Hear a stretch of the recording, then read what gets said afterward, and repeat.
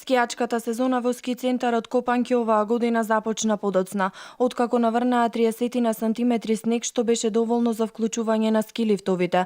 Голем број на посетители на Пелистер. Во претходниот период беа целосно проверени безбедносните системи на жичарницата, со која стопанисува хотелот Молика како сегмент на Елем. Иако малце долго очекуваниот снег дојде покасно, сепак сме задоволни начално со целата зимска сезона, бидејќи кај на зимската сезона почнува малце порано со прославата на католичкиот Божик, новогодишните празници и сега официјално од 17 јануари започна и скијачката сезона.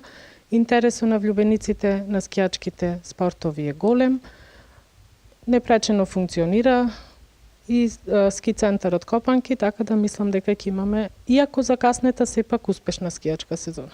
Митревска вели дека кај нив сезоната започнува кон средината на месец декември, без разлика на тоа што скијачката сезона започна подоцна. Сместувачките капацитети се искористени со негде околу 50%.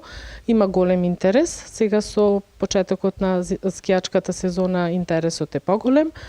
Па традиционално нашите гости околу католичкиот Божик доаѓаат нашите ценети гости од Албанија. За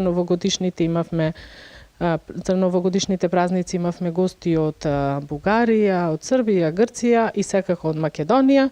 После новогодишните празници имаме гости од Македонија. Оваа година за прв пат во склоп на хотелот Молика функционира и ски школа за најмладите гости, а понудата за прошетки на пешачките патеки е актуелна во текот на целата година. Во периодот во летниот, пролетниот период, секако ги нудиме пешачките патеки, што се наоѓаат во националниот парк.